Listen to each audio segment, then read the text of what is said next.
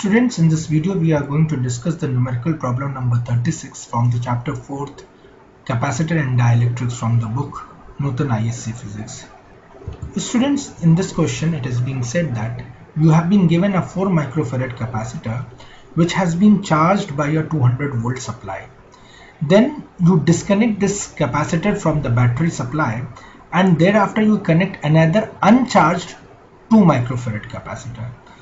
The question then asks you how much amount of electrostatic energy will be lost in the form of heat and electromagnetic radiation. Once again, this particular numerical is also a classic numerical problem from the chapter of capacitor and capacitance. So let's try to understand what need to be done. Now, I believe from our theory classes we know these formulas. So जो formulas हैं जो आपको यहाँ पे useful होंगे, मैं उन फॉर्मूले को लिख दे रहा हूं। एक तो कैपेसिटेंस का जो फॉर्मूला है C is equals to Q by V, जिसमें Q क्या था, charge on any one plate of the capacitor होता है, charge on any one plate,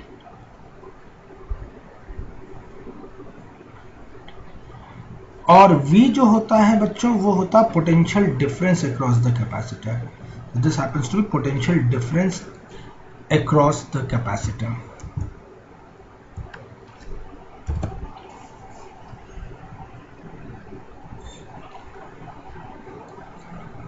और बच्चों जो एनर्जी स्टोर होती है किसी भी कैपेसिटर के अंदर, उसका जो एक्सप्रेशन हो जाता है वो हो जाता है हाफ क्यू स्क्वायर बाई सी. और फिर इसके अलग अलग फॉर्म्स है, हाफ सी वी स्क्वायर भी है और हाफ क्यू वी भी. तो ये एनर्जी का फॉर्मूला है जो एनर्जी स्टोर्ड होता है किसी भी कैपेसिटर के अंदर, और जैसा भी आपसे मैंने शेयर किया ऊपर कैपेसिटेंस का भी वो फॉर्मूला आपको मैंने बता दिया बच्चों. चलिए यहाँ पे इस क्वेश्चन को अब हम लोग समझते हैं कि इसमें कहा क्या जा रहा है. तो एक कैपेसिटर है, कितने माइक्रोफेरेड का कैपेसिटर दिया हुआ है, यहाँ पर जो कैपेसिटर दिया गया है वो आपको 4 माइक्रोफेरेड का कैपेसिटर दे रखा है. तो इस C1 को वैल्यू में 4 माइक्रोफेरेड मान लेता हूँ, और इस कैपेसिटर को आप एक बैटरी से कनेक्ट कर देते हो. इस बैटरी का वोल्टेज है 200 वोल्ट. तो बच्चों इस कैपेसिटर को जब आपने 200 वोल्ट की बैटरी से कनेक्ट कर दिया तो इसके अंदर कितना चार्ज स्टोर होगा. चार्ज स्टोर का फॉर्मूला हो जाएगा Q is equals to C into V, और ये फॉर्मूला यहाँ से मैंने डिराइव किया हुआ, तो आप जानते हैं Q is equals to C into V हो जाता है. तो C कितना है बच्चों, यहाँ पर C आपको दे रखा है 4 माइक्रो, और वोल्टेज कितना है 200 वोल्ट. तो जो चार्ज इसके अंदर आ गया वो कितना चार्ज आ गया बच्चों, 800 माइक्रो कूलम का चार्ज आपके कैपेसिटर के अंदर स्टोर हो गया. और इस कैपेसिटर में कितना एनर्जी स्टोर्ड है, तो एनर्जी स्टोर्ड के लिए मैं हाफ CV स्क्वायर लगा देता हूं, सीधे आसानी से मुझे मिल जाएगा एनर्जी स्टोर्ड. तो यहां से हाफ, कैपेसिटेंस कितना दे रखा बच्चों 4 माइक्रो का, और वोल्टेज कितना है 200, तो 200 का स्क्वायर. आप जब इसको सॉल्व करेंगे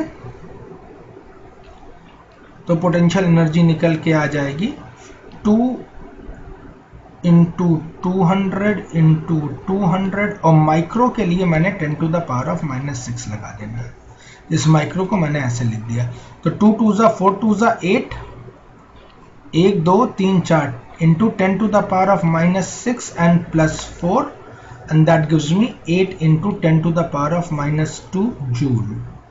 तो बच्चों यहाँ पर हमारे पास कितनी एनर्जी स्टोर हो गई इस कैपेसिटर में, वो एनर्जी भी आ गई, और कितना चार्ज स्टोर है 800 माइक्रोकूलम का चार्ज है. नाउ अब क्वेश्चन कह क्या रहा है बच्चों, अब क्वेश्चन में फर्दर क्या कह रहा है कि you have to disconnect the battery from the capacitor. तो चलिए second part of the question कह रहा है कि you need to disconnect the battery. So after disconnecting the battery, तो बच्चों जब बैटरी को डिस्कनेक्ट कर दिया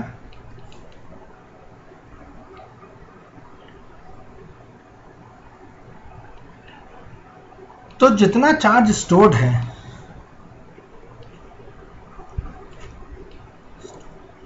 रिमेन्स कंजर्व्ड. अब ये इंपॉर्टेंट पार्ट है जो आपको ध्यान में रखना है, और यही इस क्वेश्चन की लर्निंग आउटकम है कि चार्ज स्टोर्ड रिमेन्स कंजर्व्ड. यानी अगर आपने बैटरी को डिस्कनेक्ट कर दिया है तो जो इनिशियल चार्ज है और जो फाइनल चार्ज है अब वो दोनों सेम बने रहेंगे, यानी कितना बना रहेगा, 800 माइक्रोकूलम का चार्ज बना रहेगा जब आपने बैटरी को डिस्कनेक्ट कर दिया। अब कोई आपको पंपिंग डिवाइस है नहीं जो चार्ज को भरे उस कैपेसिटर के अंदर, तो अब जितना भी चार्ज स्टोर्ड है वो अब कांस्टेंट बना रहेगा, वो बदलेगा नहीं। अब आप कर क्या रहे हो, अब आप एक दूसरा 2 माइक्रोफैरेड कैपेसिटर को इस कैपेसिटर के साथ कनेक्ट कर देते हो। तो बच्चों पहले आपके पास ये 4 माइक्रोफैरेड का कैपेसिटर पहले से है C1, जिसकी वैल्यू आपको मालूम है 4 माइक्रोफैरेड है, और अब आप क्या कर रहे हो, एक 2 माइक्रोफैरेड का कैपेसिटर इसके अक्रॉस और कनेक्ट कर दे रहे हो। तो ये 2 माइक्रोफैरेड का एक और कैपेसिटर मैंने इसके साथ कनेक्ट कर दिया है, ये देखिए ये कनेक्ट हो गया। ये C2 है 2 माइक्रोफैरेड का कैपेसिटर। तो बच्चों अब टोटल कैपेसिटेंस कितना हो गया, दोनों कैपेसिटेंस कैसे कनेक्टेड देख सकते हो, एंड टू एंड कनेक्टेड है, इसका एक एंड इसका एक एंड कनेक्टेड है, इसका एक एंड और इसका एक एंड कनेक्टेड है। तो ये कैपेसिटेंस अब पैरेलल में कनेक्टेड है एक दूसरे के, तो नेट कैपेसिटेंस Cp कितना हो जाएगा, सिंपली C1 प्लस C2, और C1 कितना था, वो 4 माइक्रोफैरेड का था, और C2 कितना था बच्चों, 2 माइक्रोफैरेड का था। तो नेट कैपेसिटेंस अब बच्चों कितनी निकल के आ गई, यहाँ पर 6 माइक्रोफैरेड की कैपेसिटेंस आ गया नेट। और पहले वाले कैपेसिटर में कुल कितना चार्ज स्टोर था, पहले वाले में 800 माइक्रोफैरेड का माइक्रोकूलम का चार्ज स्टोर था। C2 के अंदर कोई भी चार्ज नहीं था, ये अनचार्ज लाया गया था। तो अब टोटल चार्ज कितना है बच्चों, तो अब टोटल चार्ज जो है इस कैपेसिटर के अंदर वो 800 प्लस 0 है, यानी कि C टोटल या Q नेट कितना है बच्चों, Q टोटल या Q नेट है 800 माइक्रोकूलम का। इतनी बात आपके समझ में आ गई। आपने सेकंड कैपेसिटर 2 माइक्रोफैरेड का अनचार्ज सेकंड कैपेसिटर को कनेक्ट कर दिया, तो नेट कैपेसिटेंस पूरा कितना हो गया, 4 पहले से था, 2 और कनेक्ट कर दिया, तो नेट कैपेसिटेंस हो गया 600 माइक्रोफैरेड का। पहला कैपेसिटेंस ऑलरेडी चार्ज करके आप ला रहे थे, उसके अंदर कितना चार्ज होल्ड था, 800 माइक्रोकूलम का चार्ज था, अब वो चेंज नहीं हो सकता था, उतना ही बना रहेगा। और अब उसको ले गए और आपने एक अनचार्ज कैपेसिटर के साथ जोड़ दिया, तो इस अनचार्ज कैपेसिटर के ऊपर कोई चार्ज नहीं है, तो टोटल चार्ज जो हो गया वो बच्चों अब कितना हो गया है, 800 माइक्रोकूलम का टोटल चार्ज हो गया है। ठीक है बच्चों, इतनी बात एक्सपेक्ट करता हूं कि आपके समझ में आ गई होगी।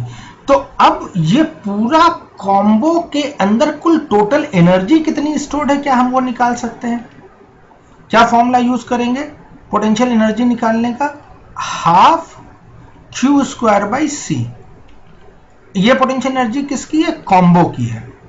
तो चलिए हाफ हाफ रहा, Q कितना है, वो 800 माइक्रो है, यानी 800 इंटू 10⁻⁻⁶ का स्क्वायर अपॉन C नेट कितना है बच्चों, जो नेट कैपेसिटेंस अब है वो है 6 माइक्रो, यानी 6 इंटू 10⁻⁻⁶।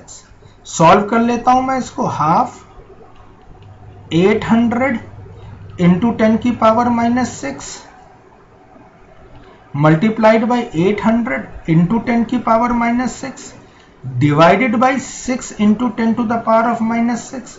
10⁻⁻⁶ कैंसिल हो गया, और फर्दर सिंप्लीफिकेशन करते हैं। मैं यहां पर इस पोर्शन को रब कर दे रहा हूं ताकि मेरे को थोड़ी सी स्पेस मिले।